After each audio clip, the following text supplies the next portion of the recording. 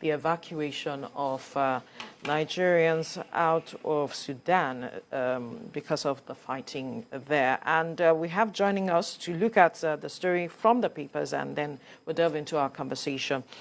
Global Affairs Analyst Chuks Nwoko. Chuks, it's good to see you. Good to have you on the show again. Good to see you too. In a while. Good to see you. Right. Morning. Good morning.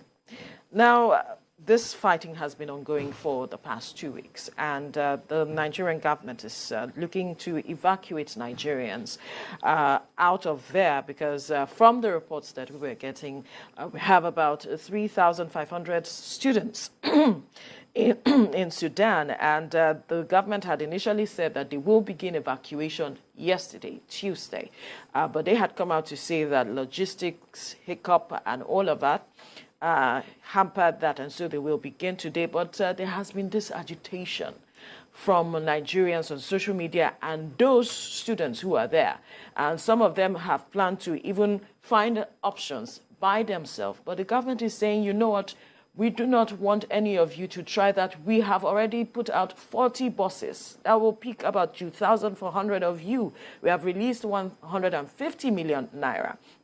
Now, the sense of urgency with which we are addressing this is a major concern for a lot of Nigerians. If you go on Twitter, there's been so much conversation with regards to this, how some persons are even lambasting the government. What do you see with regards to how we are handling this matter, especially the sense of urgency that we are giving it? I think that every time we have a situation like this, whether it's in Sudan or elsewhere, we're never prepared. We don't have that urgency in wanting to help our people. And so that's what is playing out.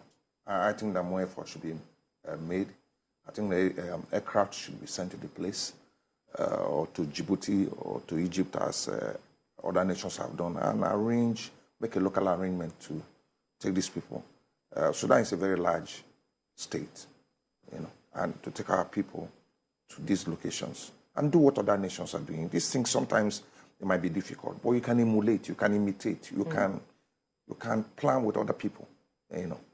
I think that it's very sad that our people who are in Africa, Sudan is in Africa. I don't know why I'm not in government and all that, but I know that logistics is something that in the past we've not been able to handle very adequately. I'm disappointed that we are not the first to remove our people from that place. I'm completely disappointed. And I think that today, because of the escalation that is going on right now as we speak, those students and other Nigerians who are doing business or who are there for whatever reason should be removed from the place. Because, other countries have made effort. Why can't we do it? What is the problem? I don't understand what the problem is. I actually don't know. We have the resources. We have people in government. Put somebody in, give somebody the task to execute this thing and hold them accountable. Our people must be evacuated from that place today. Today. It has to be today, because of what is going on in Sudan is not something to play around with. And other nations have recognized that and done the right thing. Right. Buses, we need buses. We also need aircraft. They have said we have 40 buses on the ground. Yeah. So hire aircraft. They are private enterprises. They are foreign business people who have aircrafts. Take your people. That's how it's done. You must be agile. You must be fast. You must be passionate about things like this. This is how you show citizens that they are citizens of your country and you are a leader. All right, talking about hiring aircraft, in fact, the chairman of Air Peace has come out to say that he will deploy some of his aircraft to evacuate Nigerians from there free of charge. He has done it before in South Africa when there was the xenophobia against Nigerians. He had also offered to help when some Nigerian students were stranded in Ukraine when the issue started, the war started between Russia and Ukraine. Now he's offering again, saying that he's available and he's ready to deploy aircrafts to either Egypt or Djibouti or Ethiopia, or Kenya, whichever country that there's clearance for him that he would deploy. Now, speak to us from that window. Someone has said that Nigerians originally don't have problems with helping each other and coming to the rescue. Sometimes the challenge is government having to coordinate these people. We've also had the statement from the Ministry of Humanitarian Affairs that they are working out the possibility of hiring some aircrafts to evacuate Nigerians. Meanwhile, there's a Nigerian offering to do that free of charge. Exactly. You see, that's where government irresponsibility bothers me. This man who manages Airpeace, who owns Airpeace, he's done this thing before. Alan Onyema. Yes. What a responsible institution would do is to call him. He's done it before. And call him. I'm not even aware that he has volunteered to do this. Yeah, he has. Call him. We will pay you and all that. Then it will be his responsibility to say, look, you don't need to pay me. These are my brothers and my sisters. Yeah. Just do the clearance for me at governmental level. Because even as he has the aircraft, there are things he cannot do. Yeah. Get the clearance from him. Place a call with these people who are doing this stuff. That want to come and remove our people from that location. And you know, Sudan is just sitting on top of Nigeria. People from Britain, from Italy, from Spain, from the United States, they've come to that place to remove their people. So it's appalling, it's very irritating, it's annoying that we're talking about removing our people almost 2 weeks after this conflict started. And as I speak to you, I am worried because of the escalation and of what's going on this morning. I think that man should be encouraged. Whatever needs to be done to get him clearance, to go to Egypt, to get to Djibouti, wherever, Kenya, make it easier for him by taking these people to these ports and all that, so that he can bring them back to us. You know, I think that government needs to live up to it, and it just shows how that we have people in government probably who don't even know what's going on until it's too late, because by the 16th, 17th, you're supposed to have done this and set an example because of proximity that we share with Sudan. Sudan is just sitting, you know, almost sitting on top of where we share a boundary with them. So I think that government should have done better. But today it's not too late to get this thing done, because it's not really looking good. Because of the ceasefire that both factions had agreed to. Yeah, the ceasefire was negotiated for a purpose. Yeah. To evacuate people. Yes, we belong to the same African Union. We should have contact. You know, we share very close relationship with these people by the fact that we are in the same African Union. I think that there's something wrong somewhere. Somebody is not paying attention. Maybe the agencies or institutions don't know what their responsibilities are. Maybe External Affairs Ministry or Internal Affairs Ministry. I don't know what the problem is. But it's just a normal occurrence that you have, that when something is going on, even locally here, you find it difficult getting a government. Then you start explaining, you know, we're making an arrangement. What arrangement are you making? Well, the Minister of Foreign Affairs had been on this issue. He has addressed the press several times, talking about the fact that they are trying to see where Nigerians can be safer. You know, when they talk about the routes to which they will evacuate people. Recall that there were aircrafts and the airports were burnt and destroyed. So flights couldn't go into Sudan. So they had to evacuate Nigerians to neighboring countries before they can be airlifted back. And it requires diplomatic, because the issue there is, there was a Nigerian that was blocked, some few Nigerian students that were blocked in Ethiopia because they didn't have the Ethiopian visa to be there. And this is talking about the issue of self-evacuation that she mentioned earlier on. So I think the ministry said they've been doing everything they can. I believe some of these things can be a little more challenging than one sees them. Mike, doing whatever they can. What are they doing? At that level, I mean, you might be strenuous and all that, but you have to do something and let us see the result. It's not you addressing the press and giving this explanation. We want to know what has gone on. These things involve phone call. These things involve contacting your officials in those governments, giving them responsibility. But he said he did. He did to Egypt. Yeah, but we haven't seen any palpable success. We need our people evacuated from the place. And even if it's 10 people or 100 people, you know, and so if you're having challenges, we're not able to do 3,000 or 3,500 at the same time, but we have been able to do 100. That's what we want to hear. Because these lives belong to us. They are people, they are children that we send to school. You know, some have gone there to do business. So what? You know, there's somebody that needs to be told that when you get these type of jobs, it's your duty. Or if you're a permanent staff in these ministries, or you're a diplomat, or you're official, it's not about, what do they do, by the way? What is their daily, you know, activity? Job description. Yes. What do they do? These things are emergencies. You should be prepared. Don't we have a military? Don't we have air force?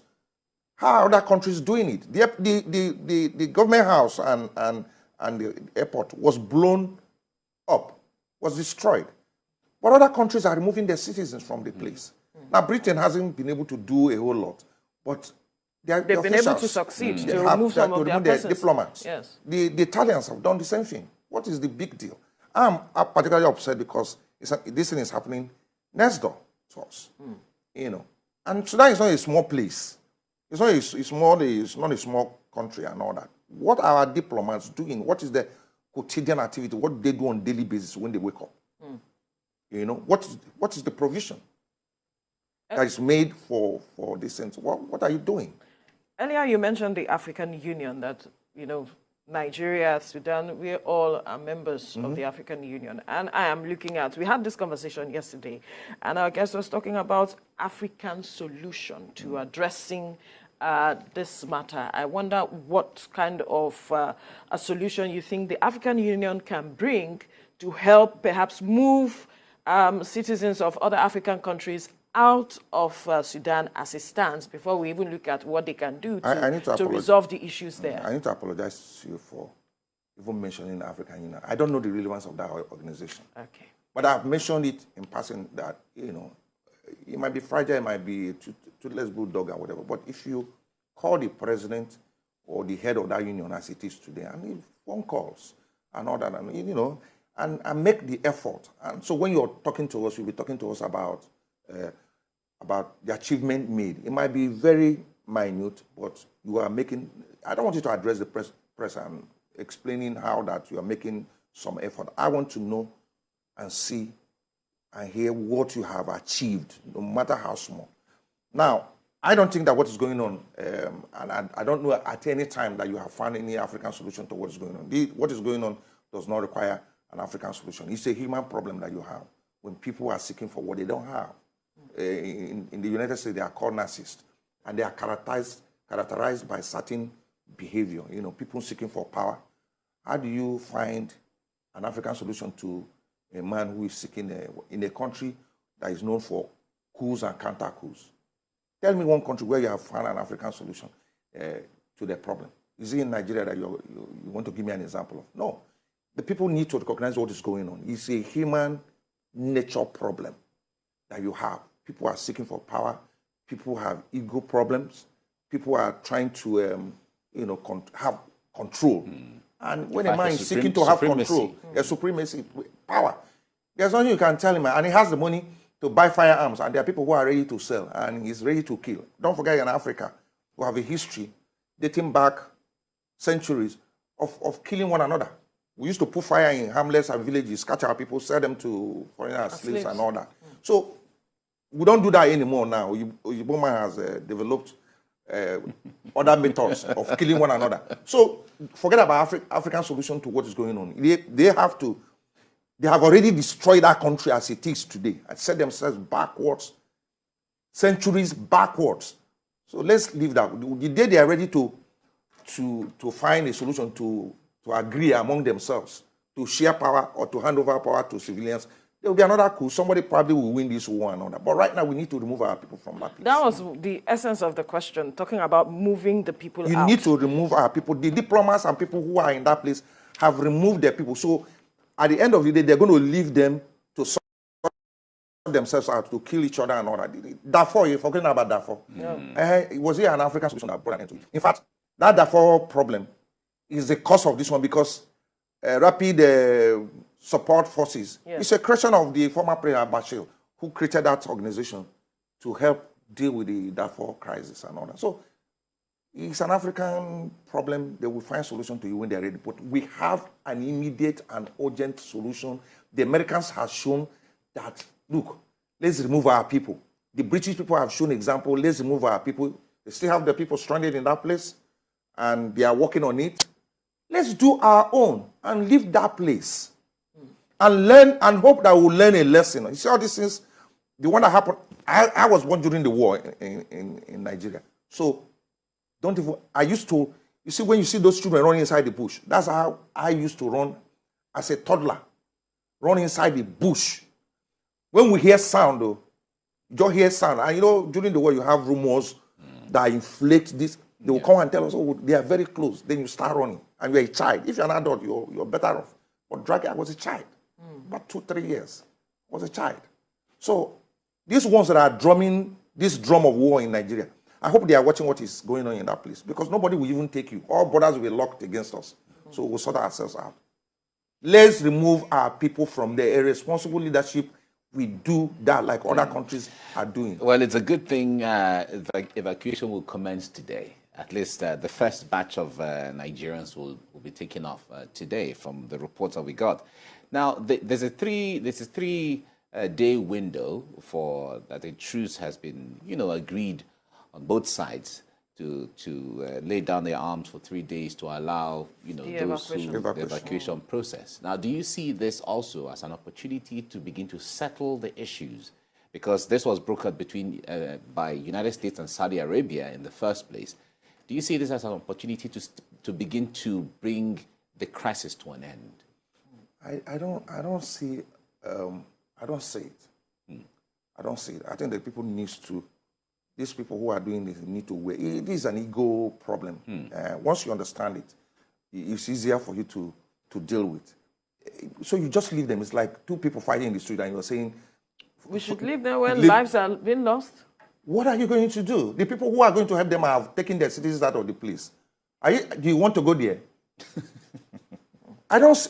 He asked me, and I'm telling you honestly, I do not see it, because I've looked at it. What is the cause of this problem? They are asking for a transition to civilian rule, right? And they pretended that they incorporated some civilians into the transitional government. A few months later, another coup took place. Why? Somebody needs to be in control. He doesn't need civilians, so he became the Oga. Do you understand what I'm saying?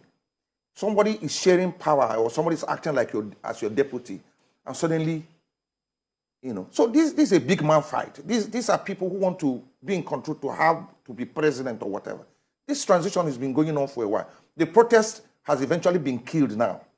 We no longer see those people protesting in the street. In fact, they are not killing them. I am telling you, these Africans will like to kill each other. When they are done and they are tired. I mean, after all, the one in Yemen, after how many years, Saudi Arabia and Iran, they got tired. They've destroyed their place. Now they are talking peace. Prisoners are being released. So that's what we have to wait for. Because when a man is seeking for what he doesn't have, you cannot talk to him. There's nothing you are going to tell him until he gets that thing. That's what the struggle of power is.